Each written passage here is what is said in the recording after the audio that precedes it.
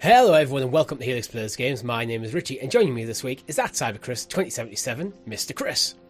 Hello everyone. Halo indeed. No Halo tonight, because we're recording this directly after the Xbox Showcase and Starfield Direct. Halo wasn't shown, but there was a lot shown and we'll get into that. All that and much, much more on this week's XPass.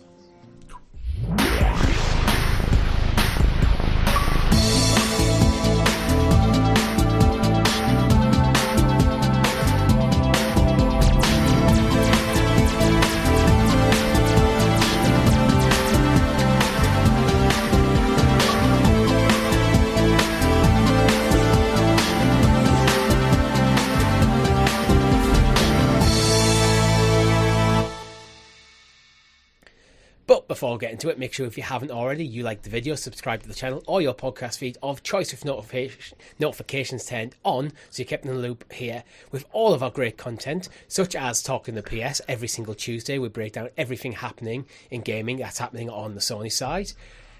Once a month, our first Wednesday of the month, we have Amazon Luna's, our podcast focusing on that, Luna Listening, where we break down everything that's coming to Luna. We also have our live streams, usually on Thursday, maybe Friday. We usually do some gameplay with you guys, although it's currently showcase season, so we'll be covering everything that's happened there. We've covered Summer Games Fest so far.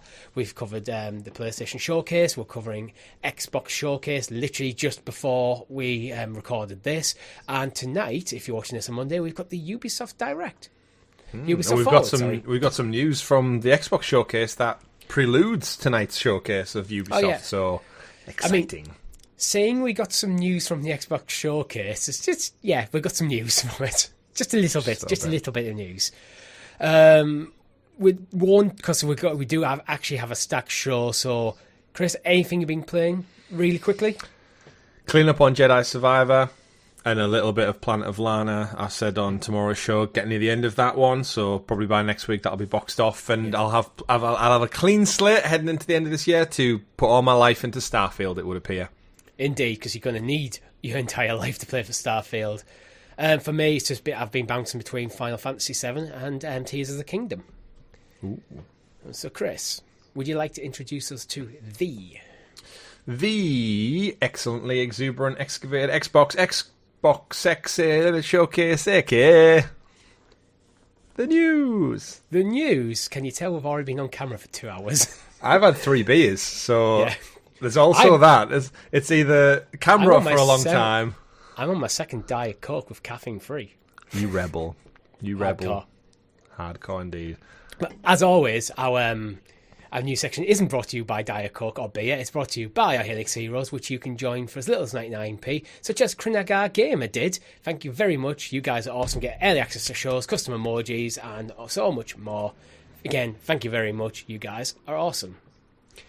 So, Chris, let's just dive straight into it. Your general impressions of the Xbox Showcase. Oh, what a showcase. Now, to lay the land as well, this is the first Xbox Showcase we've been able to cover in an official capacity since we launched this podcast.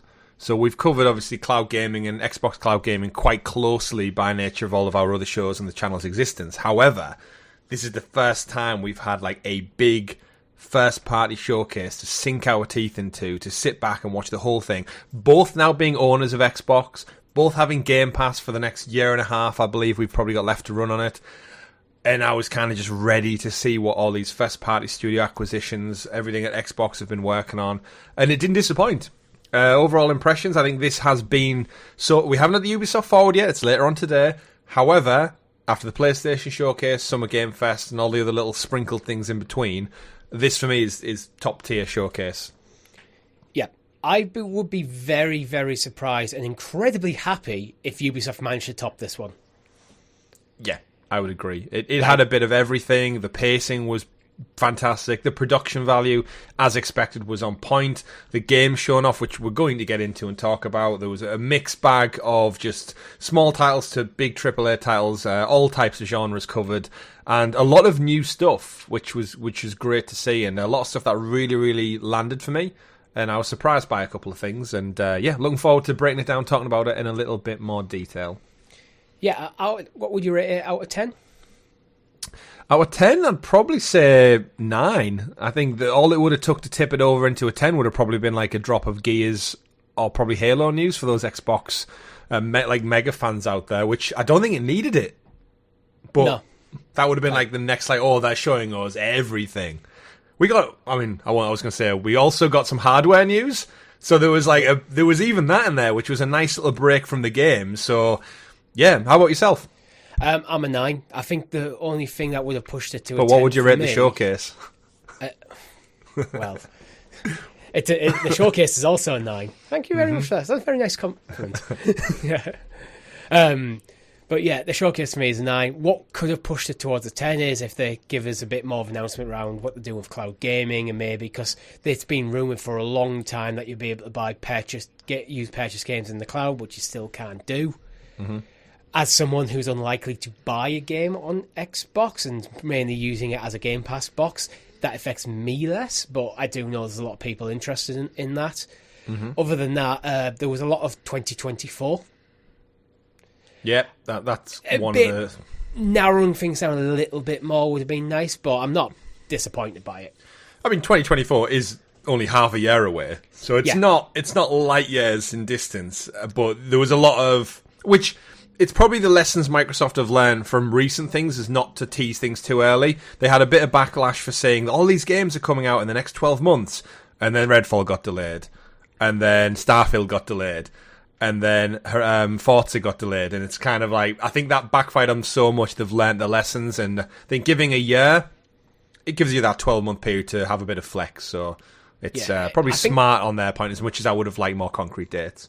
I think it can also mean that they can move things around as they're required, because they'll have a release schedule for all this planned out, at least penciled in, but then they can shifting things, move them about. Because it's 2024, it's going to be absolutely stacked for Xbox. Looking at this, it's going to be Xbox's year. We've been saying it for 7-8 years now, but it could be Xbox's year. I think PlayStation need to do another showcase and kind of have another go. I mean, they do when they have the big hitters, but we'll save that for a PlayStation podcast on a Tuesday. I'm so happy we're talking about Xbox in such a positive fashion, because since we got into the ecosystem, it feels like we've joined in at a lull in the Xbox ecosystem. Best time to get in. Only way is up, as they say. Only way is up. You know what? Let's start with a remake of an old game. Chris, have you ever wanted to play a game featuring Richard Ayoade as a giant? I can't say I have. And he's obviously a really good comedian, very straightforward, very British type of comedy. I've seen him in a couple of things. Obviously, the It Crowd, probably most people recognise him from the most. But yeah, we got a cinematic trailer introducing a game. One that I've never really played it before. I think we mentioned on a previous episode of this show, like, when people talk about Fable, I have no visualization in my mind of what Fable looks like. And the fact that they're doing a reboot from Playground Games, and they've got this element of British humour sprinkled throughout like the original games did, it looked great. How about you? What are your thoughts on the Fable announcement / trailer that we finally got to see some actual elements of, rather than just a title? I've mixed feelings, actually. As much as, like, the trailer looks great, but it is a CGI trailer. I wanted to see gameplay. We already know Fable's coming, so what I want to see is what the game is, and I don't think this trailer does that. No. That is my only problem with it. It's like, okay, yeah, there's Fable's coming. I kind of already knew that. It looks good, but I want to see what the game is. As someone who's not played Fable. This one was quite a while out, though. We did know that this is probably, of all the games that were shown today, this could be one of the furthest away, based on its kind of timeline and when it got rebooted and reworked. And I think this started working again after quite a long time. I don't think it was Playground necessarily who were always working on it. But it was announced back in 2020, so it's that kind of early tease. What I appreciate is the comedy and the production value of it. Yeah. Remember, they did say ahead of time, like, everything that's shown at the showcase was in-game. It wasn't necessarily CGI, just.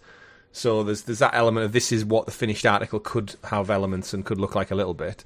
But yeah, as someone who's never played Fable before, I'm in the Xbox ecosystem. I'm looking for these first-party titles, and this is obviously, for legacy Xbox fans, a huge, huge hitter.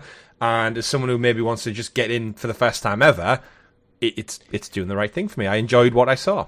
That's the advantage of it. I know some people like a bit iffy about remakes and remasters and stuff, but I always look at them and go, well, if you love the original, you can still play it, assuming they don't do dodgy crap and just pull it from the store.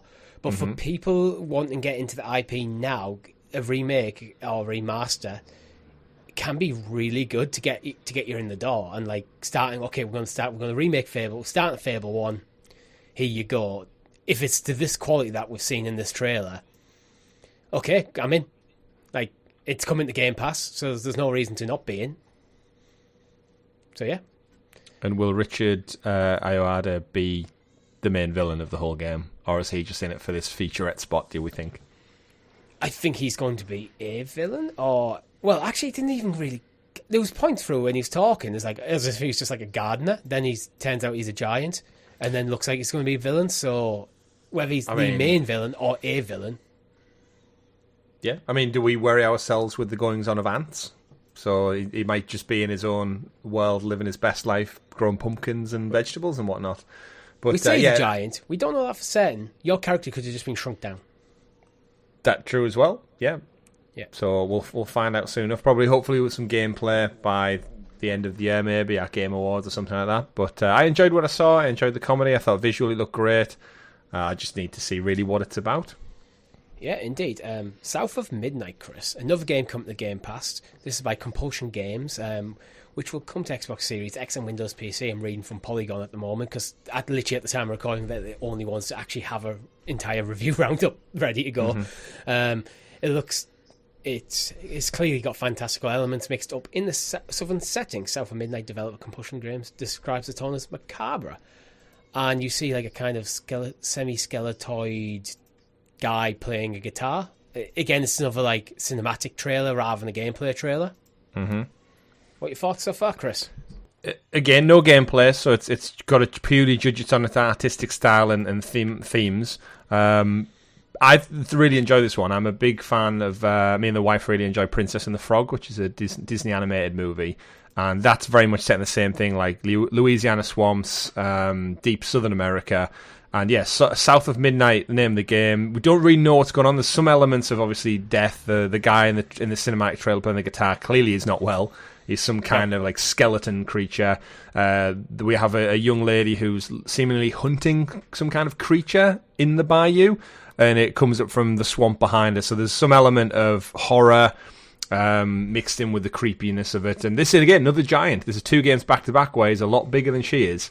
And art style looks really nice. It's almost got like everything's got like a wooden texture to it, like carved out of wood, Pinocchio style. Yeah. And yeah, love the music, love the theming, really digging the horror vibes, and I just kind of need to see more of what it's about, because at this moment in time we don't really know. But on all those other fronts, really has me intrigued, and it was a strong start. We had obviously Fable, then this, and it was kind of like, oh, I'm digging the vibe of this showcase. I'm liking it. Coming to Game Pass, as you said, so we get straight into it and check it out too. How about yourself? I'm basically the same. Yeah, it looks interesting, but until you know what in depth the game actually is, it's hard to say. Like, okay, I'm interested in what's going on with the vibe, and the setting could be interesting. Now I know what actually sort of game it is. Yeah. But you know, actually, we're going to see a lot. We're going to hear us use the words "coming to Game Pass" a lot in this episode, because practically everything we saw is coming to Game Pass. It's better to say what's not coming, probably. Yeah, because I think the next one we're going to talk about is not coming, and also so far it's not confirmed to have any giants in, and that is a little game from Lucasfilm and Ubisoft, Star Wars Outlaws. Chris. Yes, this is what I've been waiting for. This is what I was expecting to see tonight at the Ubisoft Forward. Obviously, huge Star Wars fan, huge Ubisoft fan. After the disappointment of the PlayStation Showcase for me personally, this was what I had my hopes pinned on, was the Ubisoft Forward, because I'm a huge Assassin's Creed fan. Far Cry, absolutely love. A lot of their games, Immortals, Phoenix Rising, even the smaller titles. Really excited, and we know the developers who made The Division have been working on this for quite some time. We didn't have a title, we have it now. Star Wars Outlaws looks like you are basically dealing within the crime syndicates of a galaxy far, far away. You're not a Jedi, you're not a Sith, and you kind of live this Han Solo smuggler's life within Theives and the underworld of a galaxy far, far away. And we, again, didn't see any gameplay. However, they did say you'll see it tonight at the Ubisoft Forward. So we're going to get almost like a double punch of, here's a cinematic, here's the title, here's the vibes, looks really, really cool. And then tomorrow, check out the Ubisoft Forward for what the game looks like. And it got me really hyped for this one. Again, this was kind of a 3-hit back-to-back-to-back. Didn't expect to see this here. Not coming to Game Pass, not an Xbox exclusive by any stretch. But this was another like mega AAA quality game that I saw, and it really, really just lifted the whole presentation to like, oh, this is a cracking start. You know what? It's almost certainly coming to Ubisoft Plus as well, which you can actually get a free trial of right now. On Xbox? On Xbox, yeah. Fantastic. Obviously, we didn't get any dates. 2024 we got. Yeah, well, we got we got a date of such. This game just looks cool. It looks different, and we've seen so much Star Wars now spread out across the Disney Plus shows. We've seen things like Andor focus on non-Jedi. Like, you can have fun in a Star Wars world, and it doesn't have to be lightsabers. And this looks like it's fully embracing that. So, hopefully later on tonight, join us for the Ubisoft Forward. Can't wait to see what the actual gameplay looks like, because the gameplay in The Division is so fun. Yeah. Again, this has kind of got my hopes up of us wanting this, like, okay, what if The Division was Star Wars? I'm still getting my hopes up. Like, being Outlaws, okay, there you go. You're going to, depending on the era it's set, you might have things like the First Order, like, or the Empire around, you have the Rebels, so these going to be different factions in the world, and you're going to kind of be this person in between them, which could be interesting, part of the Syndicate, like, very good. 33 Immortals, Chris. So this is from the developers of Spiritfarer Thunder Lotus. It's a 33-player co-op game. It looks a bit crazy. Yeah. It's top-down. What are your thoughts? This is, again, it's one of those titles. It looks like Hades artistically, but then it has the Vampire Survivors 33 element. Not that Vampire Survivors, but in terms of just like so many things going on screen. These are the developers who made Spiritfarer, the indie title that was quite emotional. I think it came out about 2 years ago now. You had to transfer kind of spirits across to the afterlife. And it's got similar vibes throughout it. Looks fun, not really a game for me personally. But obviously the showcase couldn't be AAA banger after banger. It had to dip into the more indie side at some point. And this looks like a really smart little indie game. Very, very curious to see how 33 players online works, like how much impact that has on the gameplay. But it's unique, it's something different, and it could be super fun if you just get a crack squad of 33 people going into hell to take on the immortal beings of the underworld. Yeah, what I want to see is how does this scale if you can't get 33 players together, because that's a difficult ask. Probably AI, surely. Yeah. Or maybe just... Because these scenes where you see there's absolutely tons of enemies on screen.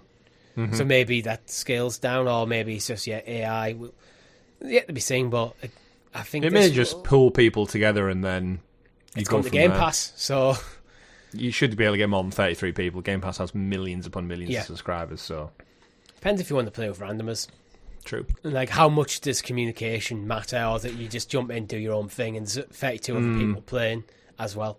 I'd probably think very little based on 33. Like, how much like, if you're on like a mic chat, how convoluted is that going to get? Very good. And you don't know anyone, and I feel like it's going to be, you get dropped in with randomers, and you can work together, you can work against each other, or just have at it. But it's being in that world together with so many enemies. 33 players means probably 1,000 plus enemies to deal with, so the scales could be crazy.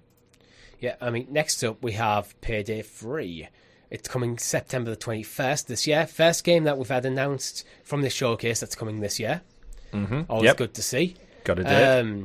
New trailers, we've got a bunch of thieves starting on a heist that goes bad. There's cops, guns, hostages, like you'd expect from... It looks like more Payday. I don't really know what else to say about it. Yeah, Payday is one of those franchises where, for me, they could have just stopped at one.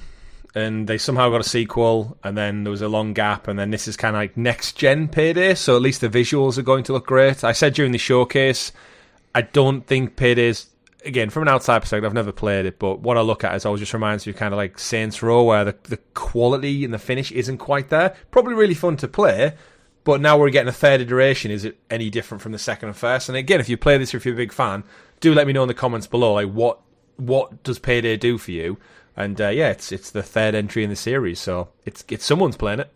Yeah, for me, it feels like a classic like streamers game. Like, I'm going to jump on with my community. We're going to run a heist and like react to stuff that's going on. Like, but yeah, like it's not really doing that much for me. Like, to be honest, this is probably the weakest game I think so far that for the showcase.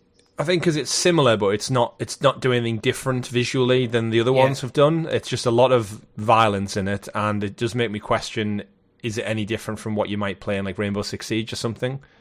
Other than you wear a clown mask. It seems this time more chaotic and less like tactical than something like Siege, but similar kind of idea. It's an objective-based thing. You go in, you play the objective, you get out. Yeah. Persona 3 Reload. So this is the first of our Persona announcements of the night. And yeah, this one's for you. This one's for you. Yeah. Tell us about it. I mean, it's a remake of Persona 3. I've only played what is on the first look of Persona 3. I always intended to go back, but then other things took me away. And now I think I probably won't go back. I'll just wait till this comes out and play this. I mean, Persona 3 is one of them. I didn't know anything about Persona until 5. And Persona 3 is held in very high regard. It looks like Persona. It looks like a Persona game. It doesn't look as... how do I put it? Like, it doesn't look like it's being remade to the sort of standard it could have been in some ways. It looks graphically less than Persona 5, but I don't know if that is just more of an art style rather than quality thing. But it says in the kind of write up on Polygon that we got a 1 minute look at the game, and it looks like an enhanced version of the PS2 original, bringing it up to Persona 5's visual quality, and it looks like it's going to be running in Epic's Unreal Engine. Yeah. So that seems to be the foundation for it. But again, it's how much effort do you put into it when you've got 3, and then you've got the new game probably inevitably around the corner as well. It's how much of your resources are spread out. I think the thing with this game is I think this is going to make Persona 3 a lot more accessible to a newer audience, because the original Persona 3 is almost plays points like a point-and-click adventure. So no, you see the scenes when he's like running around the school. That's all just like top-down point-and-click stuff and like all text-based. There's the sort of like stuff like we go, oh god, this really does feel like a PSP game, which it was. But yeah, this feels like, okay, now you are in a 3D environment. It just adds a lot more to it. That's why I'm interested in playing it. Well, yeah, you're our Persona guys, and you've not played 3, so having it in its best form, arguably, than it's ever been in before, and not limited to a handheld, have at it. And why we're sticking with Persona, might as well bring up Persona 5 Tactica, which will be out on the 17th of November, so happy birthday to me. And this looks like what if Persona 5 was an XCOM game. Yeah. They keep bringing out spin-offs to Persona 5. It'll be the same cast of characters that you know and love from Persona 5, with a new story probably, and XCOM-style gameplay. Do they change the art style much? Because they seem more cartoony. Yeah, I think they have a bit. I love the overlays of Persona, though. Like that really thick white border, really deep like colours, like reds and whites and stuff, like contrasting against like the overlay looks very different from the actual gameplay. It's so jarring. It's cool. It's got this really cool like stylistic thing, and even when some of like the cutscenes where it's just got black and red with explosions and crap going on, it's like it's over the top, but somehow it always seems to have worked. Yeah, like. Yeah, I don't know really what to say about that. It looks cool. I might give this one a go, actually. I've never really played much of an XCOM-style games. Maybe this is the one that gets me. Well, there's plenty of them out there now. It's on my birthday. That's it, yeah.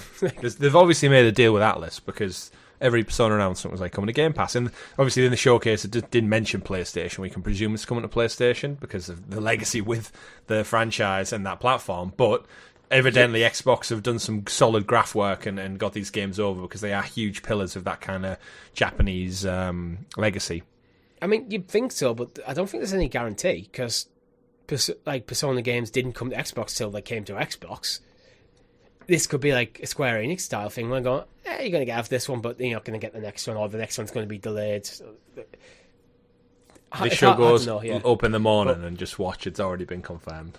But yeah, I wouldn't be surprised, to be honest. But it's clearly that Microsoft are having good conversations with Sega. Mm-hmm.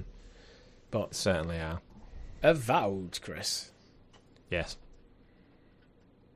Avowed. Do you like it? Do you think it looks good? What are your thoughts? There's going to be a lot of that sort of transition in this show.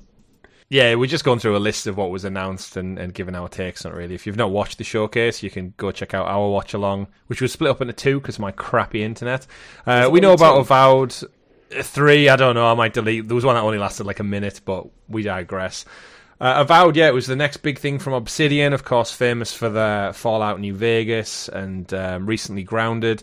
This is their next RPG step. A lot of people in the chat while we were watching along saying if this can tie them over until the next big Obsidian RPG or the next Elder Scrolls or Fallout, yeah, they'll take it. They'll take it. It looks like it's fantasy roleplay. We knew a little bit of it from a cinematic trailer last year. This was one of the big titles that Obsidian have been working on in between Grounded. And yeah, the new trailer showed off some actual gameplay. We've seen a little bit more of kind of what the fantasy elements of the world look like. Game looks very interesting, very gorgeous. Still, for me, I always have that. I hate to keep saying it, but that Bethesda. I know it's not Bethesda, it's Obsidian, but that Bethesda-esque approach of it's first person. It's lots of hands waving around, whether it's with weapons or swinging an axe at people, and it still doesn't quite do it for me. I wanted to like Avowed a bit more, and there's something about it which just looks like fantasy genericism. If that's a word. Yeah, that's. I've been trying to put my finger on it. What about it is like it does look generic. I have this thing where I think fantasy and sci-fi as well can be incredible, but it's very hard to do without it falling into just generic tropey stuff. He's a skeletal verse thing. He's a goblin. He's an orc. It's like. Mm-hmm. You're using a sword and a shield and a bow, and you can use magic, and the magic's got weird glyphs, and it's like, well, it's really hard to get to make it look interesting. Yeah, there was a kind of a case example I'd give it is the Pixar movie Onward with Chris Pratt and Tom Holland, where they're kind of like these little magical elf creatures. It kind of gives me those vibes in a way of it. Like, don't get me wrong, movie's great. It's got that like Pixar quality by the animations. Just like for Avowed, the animations look great. I'm sure the gameplay is fun, but there's something about it which does just strike me of generic fantasy. And just like the Pixar movie, it'll play great, it'll look great, but it'll almost get forgotten about. And I feel like that's similar how Onward was. It just didn't kind of hit as big as obviously Toy Story and the other ones do. Just like this won't hit as big as Fallout and Skyrim and Starfield evidently are going to. And especially when Grounded was so good. But I think that was different enough. So again, I want to be proved wrong with Avowed, but at the moment, I think if I was going to pick a fantasy one, I'd rather opt for Fable. I'd rather wait for Fable as it stands. Yeah, I mean, it's Game Pass, so you don't... Oh, well, yeah, I don't have to wait for anything. I can jump in and play it, but... this is why I love Game Pass. It's like, I'm looking at Avowed going, this is probably going to be a high 7, maybe low 8, but Obsidian are known for the great storytelling. So that might be something that carries it over. We don't know how open world the game is, or if it's going to be a bit more linear. If it's a bit more linear, it's a bit of a smaller experience. Yeah. I could be in for this. Well, I think that's the one saving grace of it, isn't it? Is they've got that kind of legacy with them that we know it's going to be a great game. It's just, I don't know whether I'm just fatigued or we're fatigued because we watched so many of these showcases and we're so kind of ingrained in the games industry. Like I listen to like several podcasts a week. I watch all showcases when I can. And there's something about showing off a first-person fantasy thing. Like what differentiates this from EA's Immortals of Ethereum that we looked at the other day? It's hands doing I've already forgotten about that. It's hit an axe. It's bright colours. Magic things are happening. But again, hopefully the story of Avowed is going to come through when we see kind of more gameplay and more character showcases happen, and we have something tangible to connect it and make me want to kind of buy into the world and the story and the mythology that they're going to create in Avowed. And Obsidian are the right people to do it, so I have faith in them. Do you think part of our perception for Avowed is where it's kind of sitting in the kind of run of show? Perhaps. It's kind of, it's not your, here's your mid showcase, like get the pace back up. It's just kind of in there. Perhaps. But interestingly, this is set in the same world that Pillars of Eternity is set, Iora. Which, just an interesting tidbit there. So if you played Pillars of Eternity, it might be, I'm guessing there's going to be a lot of lore drops that you'll go, oh, that's that thing. It's that thing. Is Pillars of Eternity by Obsidian? Yeah, I think so. That's Interesting. cool. Art style, completely different. This looks a lot more vibrant, a bit like where Pillars of Eternity is a bit washed out. That's cool. But yeah. Speaking of washed out. Speaking of washed out, Monkey Island, Chris, have you ever played it? I haven't, no. It's one of those like point and click I enjoyed when I was younger, but I feel like video games have expanded so far beyond point and click for me. We've played a couple. We enjoyed Dark Side Detective. Like, there's definitely a place, and they usually tell great stories. The Legend of Monkey Island, we should say, showing up in Sea of Thieves. Don't want to spend too long on this because we've got a lot of games to get through, but if you're a Monkey Island fan or if you're still playing Sea of Thieves, it's a great pirate-themed get, linking a classic video game that's just had a new entry in the series into the fantastic Sea of Thieves. So, Rare doing some good connectivity work. When Lucasfilm popped up, I was trying to rack my head of how Star Wars could be in Sea of Thieves, or are Rare making a Star Wars game, and then it was like, oh wait, of course, it's Monkey Island. So yeah, to be fair, looks good. It was one of them moments because we've already seen Star Wars. Oh, could be like a cross-pollination thing where they're going to somehow wedge, no pun intended, Star Wars into Sea of Thieves to kind of make it work. But it's like, yep, if you like Monkey Island and you're playing Sea of Thieves, this is out on July the 20th, so not long to wait. No. Very soon. Another game coming to 2024, which I'm hoping Microsoft need to make sure they hit the date on this one, because it's Microsoft Flight Simulator 2024. Yeah, it'd be a big problem if that got delayed to 2025. It was like, we might have to retweak the name. It looks like, again, the gorgeous Flight Simulator. If anyone's out there into this, you know exactly what to expect. It's been a franchise that's been going for decades. One of the few games that actually has Microsoft in the title still. Indeed, yeah. Like, is it an oddity that they keep Microsoft in the title? Microsoft Flight Simulator, not Xbox Flight Simulator, Microsoft Flight Simulator. Like it's a piece of software rather than a game. Well, that's actually, my dad's a huge Flight Simulator fan, and that's how they develop it. They don't develop it necessarily as a game. They develop it as literally pilot training. The pilots actually use Flight Simulator as part of their training. So like, well, this new one seems to feature all challenges from around the world of aviation. So construction using devices, scanning, industrial cargo transport, research and development. It just feels like anything that involves an aircraft as a job, you can now do it within Flight Simulator 2024. Well, my dad specifically, he's actually a fan of gliding, and that's one of the downsides about Flight Simulator. It didn't really have much in terms of gliders, and he always said the game doesn't really have like natural thermals, which is what like gliders use to like gain elevation. If you've ever played Pilot Wings, you know what I'm talking about. But I'm really looking forward to telling my dad about this game. This has glider racing in it. I think he's going to be absolutely stoked by this, like and hot air balloon trips. Yeah. If you want a more relaxing playthrough. So yeah, it looks great, more of it. Again, don't think it needs to be dated. I thought Flight Simulator could have just been a platform, but yeah. Microsoft, if it's like different. A significant upgrade to the underlying tech, then I get it. But if you can't wait till 2024 for Microsoft Flight Simulator, well, you can go play Microsoft Flight Simulator on Game Pass now, and in November the 3rd, there is a Dune expansion where you can fly one of the weird mosquito ship things that I should have probably looked up what they were before this show, but I didn't because I forgot about it. If you're a fan of Dune or you've seen the trailers, you know it's the ship that looks like a mosquito. Looks cool as anything, very sci-fi, very futuristic. Play it in the game instead of a generic helicopter from planet Earth. Indeed. Another game for 2024, and this is kind of when we got to, this is probably the midpoint of the show. This is the kind of meant to be I think the mid, like let's pick up the tempo again. Yeah. Hellblade 2. What were your thoughts on the trailer, Chris? A bit flat on the trailer, actually, if I'm honest. Like, visually, looks gorgeous. Nothing happened, really, which is the bugbear. We had the last trailer at last year's showcase, which had the big cave troll chased them all down, and all the people of a village kind of took it down, and there was a whole fight cinematic going on, and it just showed how visually great this game is.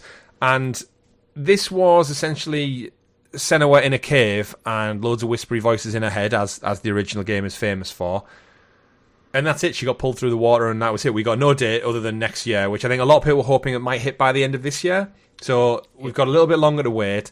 No real gameplay, I think, which I feel like this is the game that's been in the oven almost the longest since Microsoft acquired Ninja Theory. I just kind of wanted a bit more out of it. If we didn't get a date, I should have ideally seen a lot more gameplay in this segment, and this is where it felt a bit, okay. It left me wanting for more, which is a good thing.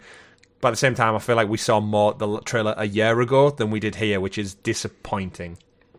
I almost feel like they got the trailers the wrong way around. Yeah. This should have been the reveal trailer. Yeah, showing how visually good it is, yeah. Because they're just showing how visually good it is. It's just like, it's like a 4-minute cutscene, basically. And this could be gone. And if this has come up in engine footage and then seeing that, it's like, oh my god, this... Wait, and you can imagine that kind of thing. It's like people going, oh wait, are they doing Hellblade? Is this Hellblade? Yeah, okay, it's Hellblade. And then the next one you see like the more actiony one on the beach and go, this is gameplay, guys. Like, yeah, and that was it. Like, the reality is it lasted for 3 odd minutes and nothing happened.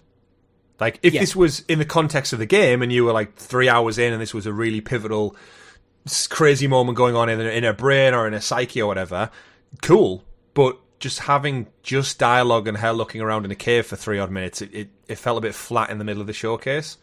But what is one of the more highly anticipated titles. Yeah, this is one where I want, if you've played through the first Hellblade, because I don't think you have either, Chris. No, I haven't, no. Let us know in the comment if this does something for you. If is this a case of there's tons in there that non-Hellblade players would have missed? Okay, if they're like weird laws and stuff, oh my god, they're doing that thing.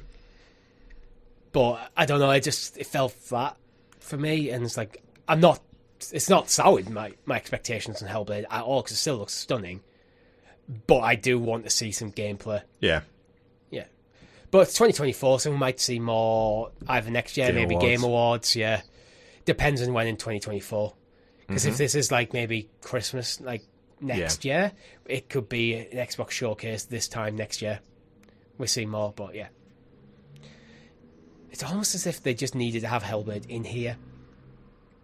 Yeah, because again, with it being the most expected, I think people were expecting a lot of it. So let's put it in the middle of the show. We'll just give it 2024, and then, okay, Hellblade's there, guys. Just don't worry, it's coming. Yeah. You know what else is coming? Like a Dragon, Infinite Wealth. Another Like a Dragon game announced this week. Yep. I have no clue. We don't know what to expect other than Ichiban Kasuga from the game is on the beach naked for a long time, coming in 2024. No gameplay, I don't really know what to make of it. Just yet another Like a Dragon game, or previously known as Yakuza game, where this guy's seemingly in America now, because there's other people on the beach are speaking English rather than Japanese for a change, but he's naked. Yeah, it seems like he's washed up on the beach naked for reasons, and largely been ignored until he starts parading his gentlemen around. Yep. And yeah, that's it. That's the gameplay. It's Naked Guy on a Beach Simulator 2024. So I'm guessing if you're like a Dragon fan, here's another game for it. They're churning these out though. Do you not get a little worried at the rate they're churning these out? Having not played them, I just don't know what to expect. Is it not one of them things that running the risk of too many, so people get a bit burnout, so like you don't get enough space between them? Possibly. I am shocked in the game in the trailer how long it takes him to realise he's naked. I feel like that's something you'll be very conscious of immediately. Yeah. I mean, no one else is reacting to it. So... Yeah.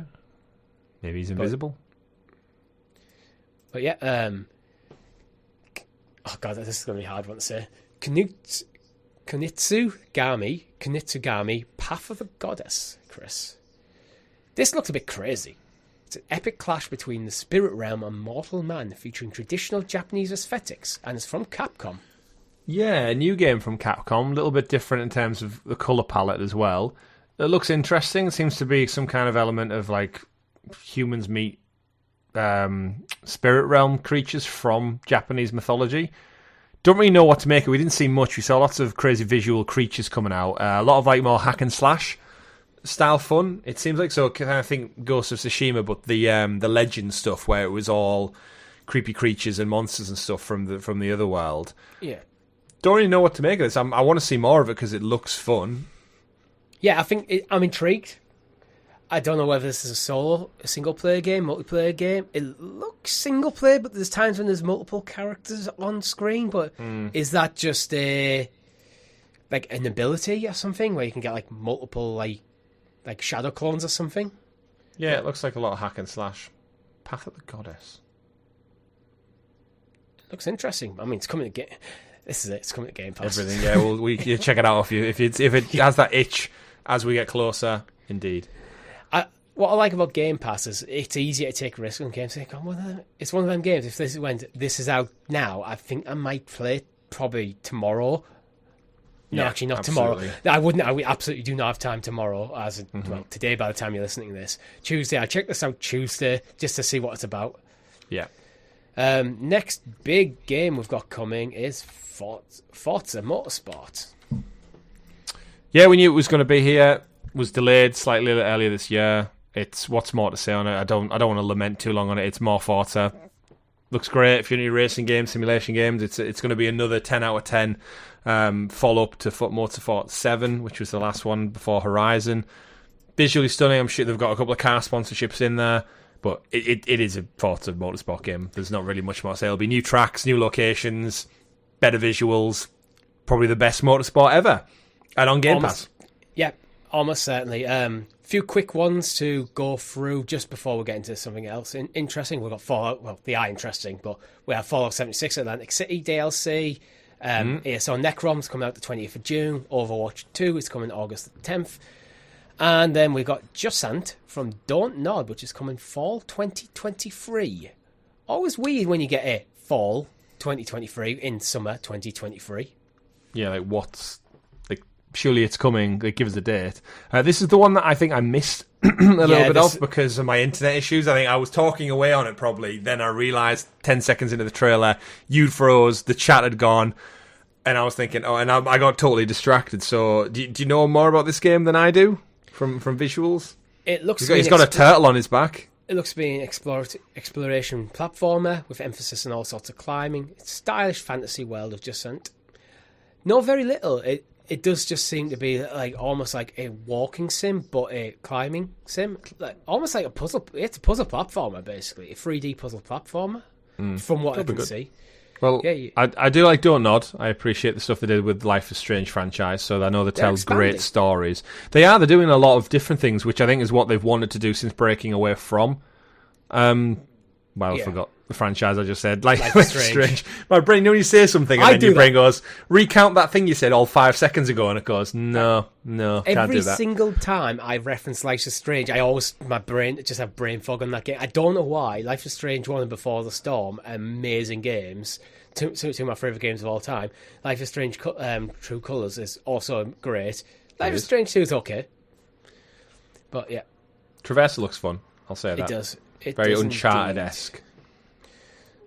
But does it still wake the deep, Chris? Because that's coming early 2024. Yeah, this was another one that I got caught up in. This was the Chinese room, right? Yes, the Chinese room debut. Still wake the deep with haunting trail that takes horror to the ocean. So this could be kind of a toss-up between Under the Waves, which we saw from Parallel Studios, the first game published by Quantic Dream we saw at the Summer Game Fest. This seems to take the same concept of you're in an abandoned kind of underwater oil rig or sort of some sort, and there's horror elements, but this is in 3D. And what I really love from this is the Chinese room. Everybody's gone to the Rapture, what they made. The horror in that is very subtle, and this seems to be embracing it a little bit more. Artwork looks cool, visuals look cool. Running around an abandoned oil rig with horror tropes sounds like a really cool concept. I don't know if there's any combat in it yet, but from what I know of the studio, this could be a really good kind of pairing. Yeah, I'm guessing there's not going to be much in the way of combat, but there does look a bit more in terms of action set pieces, more like platforming where everyone goes to Rapture was largely just have a walk around town. In terms of gameplay, I mean, it's a lot more. That game's a lot more than that, but yeah. It could be interesting, arriving early 2024, also Game Pass. Another also Game Pass is Dungeons of Hinterberg. Skateboarding on a blade, journaling and puzzles. Count me in, as the writer of this Polygon article says. I thought, was that you? Count me in. I mean, you like skateboarding. And you like puzzles. Yes, I do. I like skateboarding puzzles. Your thoughts, Chris? Quick ones? It looks like Hi-Fi Rush with a bit more skateboarding. Obviously without the music element as well, but in terms of the fight style and the artwork. It does have that comic book art style. Dungeons of Hinterberg. It looks really cool, actually. I'm liking the look of it. Hopefully we'll see a bit more. Is this one where we even need to see more? Is this one? No, I think I've got a good feeling for what it is. It's a Game Pass title. Like, it's gonna. I think it'll do. If it's got a decent story and the game like has decent combat and puzzles, it'll do well. Fill out the library a bit, yeah. You know what might do well, Chris? Cyberpunk 2077, Phantom Liberty. Yeah, so this is what we were just getting about back on track. So Keanu Reeves took to the virtual stage again to talk us through Phantom Liberty. We know the DLC was coming. They scrapped the multiplayer, remember? But still promised the DLC. Idris Elba's going to be in it as a main character. Johnny Silverhands is back. My history with Cyberpunk is the game glitched out, which stopped me from continuing to play. You finished it. But this is one of those things where I need to buy it again on another platform of choice. So the DLC has kind of got me intrigued of like, Cyberpunk is a great game, unfortunately hindered by CD Projekt Red's botched launch theory and the approach to it, which screwed them over massively. They've gained a lot of good value back. People are coming back around to them, and I think if this lands really well, it could be the great solid turning point which they'll have hoped for heading into the next Witcher game. And yeah, if it does enough, if we see a little bit more gameplay as we creep closer to its launch date, see what more Idris Elba's character is about, I could like get back in. Obviously, I'd have to start it all from scratch again because my save file's gone. Thank you, Stadia. But I enjoyed what I played as Cyberpunk. Give me Cyberpunk again with a third-person mode, Richie, and this DLC, I'll buy it immediately. Yeah, I said during the showcase, I'm not going to play this because I rarely actually do go back and play DLC, especially when it's been so long since I've played the actual game. Yeah. And I also don't own Cyberpunk anymore. Yeah. So I think I've moved on from Cyberpunk. I think it looks cool, but it's like, yeah, I've moved on from this. Yeah. To see, that's the difference. You finished it. Yeah. I didn't. I got probably like a third through. So and I need to start it again anyway. So if there's nothing else at the time, I mean, we are starting to run a bit short in time, so I'm going to go through another few quite quickly here just to mention them. We got another look at City Skylines 2. Looks fun. It looks like City Skylines if it was made in 2023. Yeah, fantastic. Yeah, pretty much. Yeah. Well, the original game was, like 8 years old, so it needed an update, a modernisation. Yeah. Metaphor RE Fantaz. This is another Atlas game, and this straight up looks like a Persona game. Like, that's definitely the vibe they were going for. Different setting, but it does it looks like another spin-off on like the Shin Megami Tensei kind of metaverse, whatever you want to call it. It's got those art style fonts. Yeah, looks like more of a fantasy style, a bit different to Persona, but looks pretty cool. Mm-hmm. We got Towerborn, which is another Game Pass game, coming in 2024, which... People of the world are stacked up high and living in a single belfry, forced to fight monsters and reclaim the world in a co-op fighter. It looks like a side-scrolling beat 'em up. Look, the last big one of the Xbox Direct, Clockwork Revolution, Chris. Yeah, this is the one that kind of had me. So, like, when we talk about Avowed and what it needed to do different... Clockwork Revolution did that, and it's crazy how just like a little bit of an art style tweak or you double down on an artistic choice, and this just lives and breathes BioShock through and through, similar to how it got me with Atomic Heart as well, with that style. Very steampunk. I'm a big fan of steampunk. Like across the board, Jules Verne stuff is fantastic. I think it's something we don't really see enough in other mediums like movies and TV. There's very little that really embraces this aesthetic. Looks fun, looks great. It's essentially, BioShock for Xbox, like their first party game, and it looks fantastic. I mean, this straight up could have been a BioShock game. Yes. Like, from what we've seen of it, it's like, Yeah, it seems to be a steampunk game based on like Clockwork, which I mean, steampunk is kind of based on gears and cogs and clockworks and that sort of mechanism. But it has a classic like idyllic looking city on the surface that's straight out of like a Bioshock game. And then we explore the gritty reality underneath it, like something's not quite crazy. Right. Yeah, something's not quite right. Something's a bit upsetting. You have the crazy like grand antagonist who's like the founder of the city. It's straight up Bioshock. It's very one-for-one Bioshock, yeah. I love the name, though. Clockwork Revolution. Yeah. Really, really cool. Visually, it just looks great. I do want to see more of the gameplay, and if it can even get close to the quality of Bioshock story, which I know it's a new game, but it's always going to be compared to Bioshock. From now to launch to beyond launch, it's going to be compared to it, so it's the easiest pass to make. But yeah, Clockwork Revolution looks good. Game Pass again, like... Well, that's it. It's just like Atomic Heart. If you enjoy it, jump in and enjoy it and play it for all it's worth. In Exile as well. In Exile, so a different studio. Are they first party in Exile? I'm not sure. I'll look it up now because they're the one when the name popped. I was like, I don't know. Studio of Xbox Game Studios, based in California. Yeah, we have one more thing we got from the showcase before the Starfield Direct. So I should actually mention that Starfield was actually in the Xbox showcase part of it. I've skipped it because it had a literally hour-long Direct after it. Yeah. We got a new Xbox, Chris. We did. We got a new console announcement. Just to pivot away from the 15, 20, 30 plus games have just showed us. Yeah. Near the end, stepped aside, Phil Spencer did his thing, and then went, let's have a look at this before we get into Starfield. We have a 1 terabyte, because everyone complained about it, Series S upgrade in carbon black coming 1st of September, just in time for my birthday. Do I need it? No. Do I want it though? Yes, I do. Just because it's in black. That's the only reason. See, it's one of them situations where if I didn't own an Xbox, this would be the one I go for. Although that being said, I would consider actually going for the Series X instead of the S now. Is that now you're more in the ecosystem? Yeah, I think because now I'm more in the ecosystem, and I've just seen this presentation with all this cool stuff coming to Game Pass next year. It's like, ooh, could they put that extra power of the Series X? Yeah. But yeah, I mean, it's a new Xbox. It's got big SSD, which again I think is something that's important. Because I had the same issue with the PS5 when I saw the size of the capacity. It's like, that's a bit low for modern games, in my opinion. But yeah, about 400 to play with in reality. Yeah, it looks slick as hell. It does. And I think we're both in that ecosystem now where this showcase did what a showcase should do, which is set up the dominoes for the months and years to come. And all things said and done, next time the next Xbox console is announced, I think I would go for the top tier. I think I'd push like extra 100-odd quid and just go all in on like whatever the future version of the Series X looks like. Obviously, we both jumped in on the S because the value proposition.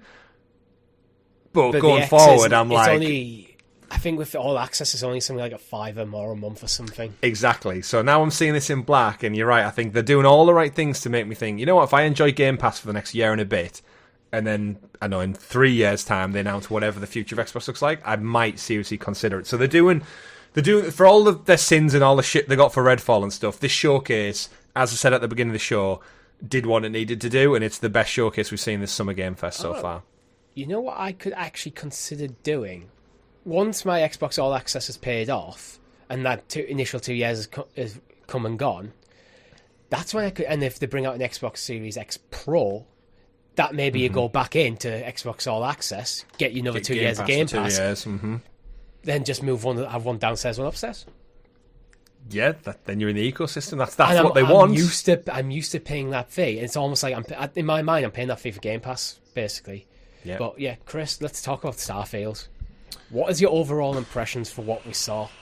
So yeah, we had a Starfield Direct after the Xbox showcase, so they separated it off, they give it its dedicated time. Todd Howard came out from Bethesda Studios and said, here we go, Phil Spencer did a handover to him. And what they wanted to do is make people leave wanting to play Starfield. And as someone who's not a big Bethesda fan traditionally, I mean, not a fan, I've always enjoyed them from a distance, Skyrim and Fallout and stuff like I've loved what they've done visually, but I've just never played them. And we know what I'm generally like with Bethesda-esque looking games in terms of the visuals. Starfield, after that 50 minutes worth of a presentation, I'm sold on it. I was always going to play it as a Game Pass, but they did a couple of things in this presentation which just tipped me over the edge. Visually, looks gorgeous. Aesthetically, I think the way they've done space, very, very cool. It looks like I would want space to look. I think we said during the showcase, like it's got that very Star Wars retro sci-fi feel, where everything is modern, but it looks old as shit, and it kind of vibes with me. Best thing, third person, Richie. As soon as you said the whole game's playable in third person, I'm in. I want to see my character, I want to see the weapons I've got, I want to see the costume I'm wearing, I want to jump around and shoot a la The Division in space. They gave me that, and then the ship customization. It's going to be out there. Star Splicer, Chris's ship, is going to be made. They're going to look cool as shit. I'm going to have my little robot psychic buddy, who I still need to think of a name of. I'm going to go explore the galaxy in these infinite worlds. Still a little bit hesitant on what the story's going to look like and how much of it, almost like overwhelmed with how much they could be done. But it's on Game Pass. They did a lot for me, and I left wanting to play Starfield at the end of this, which is, again, showcase, 9 out of 10. Starfield presentation did what it needed to do, so yeah, I'm in. What about yourself? I've been a bit apprehensive about Starfield because some of the stuff they've talked about before is kind of just went, okay, what you doing there? Like, because it just always seemed to be still pitched as just basically Skyrim in space, and then there's going to go, oh yeah, there's all like 1,000 planets, and it's like, oh, so you're just going to be CG generated a load of stuff. Is it going to be interesting stuff? Now I'm concerned I don't have enough time to play this bloody game. They said during the showcase that this game has been 25 years in the working. So Bethesda, the team, Tom Howard and the team at Bethesda have been thinking about this game, what the space game, as he referred to it, was, for 25 years. I think you're going to need 25 years to play it. It looks massive. There is procedurally generated stuff, but they're using things like AI to help procedurally generate stuff, and based the biomes seem wide diverse. There's crazy creatures. You mentioned the customization on your ship. You can look like you can build bases in there. And it's like the space combat. You can jump in the ground. The first person shooting mechanics look great. The third person shooting mechanics look great. There's different gravity in different areas. It's like, come on, you've just done everything. You've just done all the game stuff. It's like Grand Theft Auto in space. They've done everything. It's like the only thing. They've introduced tons of different factions, which it seems like you'll be able to join them or become enemies with them. You can. The side questing is real. The side questing is real. It's literally a universe you can get lost in, and that's not hyperbole. That's literally what they presented to us. It looks phenomenal. Like, I can't believe how high I'm actually at on this game, because it is just Skyrim in space, but now they've retold me why that is an awesome thing. Yeah, why should you play it? And that was the thing all along, right? Like, that's what we needed to see. Yeah. So, well done. Well done, everyone. I think that's all we could have asked for, really. I know, it's like if I had we could go into more detail, but to be honest, it was an hour-long presentation for Starfield, and no one's got a write-up out yet, so I don't have that detail. You would be best genuinely going and watching our watch-along, because it does go for so long, we do actually break down like every element of gameplay. Looks fun, the shipbuilding looks great, the world looks really expansive, the layouts of the menus look really slick, the story chapters, the characters, the build your own character. We actually do obviously cover it during the show and go in a little bit more depth, so if you're not getting enough of your Starfield fix here, just go watch the watch-along. That's why we do the watch-alongs, because you get our live, in-the-moment reactions. And, well, there's things that jumped out at me that talked about, like, the granular detail, the clear love and care and attention to detail put in this game. Talking about the creatures that you encounter, although it is procedurally generated, the worlds, the creatures are designed to fit the environment they're in. So it's not just, we're just going to dump a blue enemy here and on this planet over there. It's going to be a reskinned thing. It's all like, yeah, man, it's nuts what they've tried to do with this game. And it looks like they've pulled it off. It really looks like, with how much they talked about it in the way, if this comes anywhere near what they've like kind of presented, like... Yeah. Well, Bethesda's revered for a reason, right? And then they've always been made fun of for their jank. And now they need to kind of step it up to that 2023 level. And seemingly, it's not out yet, this could kind of salvage Xbox's image for this year, because it's glued on Game Pass. It's their studio now. This is the first big hitter from them. Can't wait. Yeah, there's also things like there's a custom Xbox controller, Starfield one. There's headphones, the first time Xbox have ever done that. I put my tinfoil hat on and went, could they now make this a Design Labs thing? You're going custom Xbox themed headphones? That would be great. It'd be awesome. And they had, as part of the collector's edition, a really cool case, which is actually based on like the Apollo astronaut stuff that they used to collect samples. There was a lot of talk referencing NASA. They worked with NASA on this game, guys. And in it, you get a watch, which is the watch that you wear in game, and it is basically a smartwatch. Looks cool. Yeah, it looks cool. We didn't go into the capabilities of how good that watch is going to be, but tells the time. It links with your phone, tells the time. So I'm guessing you'll get some basic Android functionality, messages and stuff. This could be amazing. Again, overall, just a fantastic showcase. Slew of games, AAA across the board. Most of them coming to Game Pass. Obviously, tonight we're going to see a lot more at the Ubisoft Forward, which is going to highlight probably a couple of things. All coming to Xbox again. That's the great thing. Everything we talked about today, everything tonight at the Ubisoft Forward will also be coming to Xbox, most likely.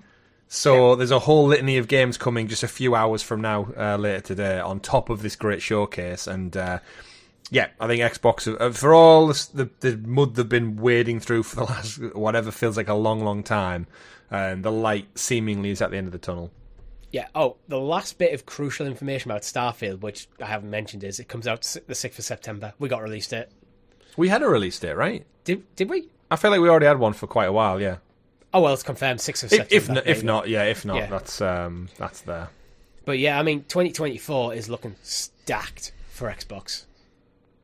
I mean, everything from things like City Skylines 2 coming out this year, October the 24th, so for the PC Game Pass people out there. I mean, it will be on consoles, but it's a PC game. Everything, things like Don't Nod doing interesting things, Hellblade doing stuff, a new flight simulator, like Persona, and something that isn't Persona, but basically it's Persona. So they've so we've got a Persona game, which is a remake of a Persona game which plays like a game that isn't Persona, and a game that isn't Persona that looks like a Persona game. Yeah. I think you are right about the release date, actually. I'm thinking we had a date, but it got obviously delayed until just fall 2023. So this was the official locked-in date. But you know what? I think that's all we have time for you, because I need to go. It's 9 o'clock and I need to go edit this now. Thank you very much for watching. If you liked the video, hit the like button, sub to the channel, and your podcast feed of choice, so you're kept in the loop of everything going on, such as the Ubisoft Forward tonight. Yeah. Tonight's happening now. Go. If YouTube hadn't hid the watch later bloody thing on YouTube, I'd say you put it in there, but they're hiding that nowadays. But anyway, we've got a Discord if you want to join the conversation even more. All the links are in the description below. Thank you very much for watching. I've been Richie. I've been Chris. We'll see you tonight. Goodbye. Bye-bye.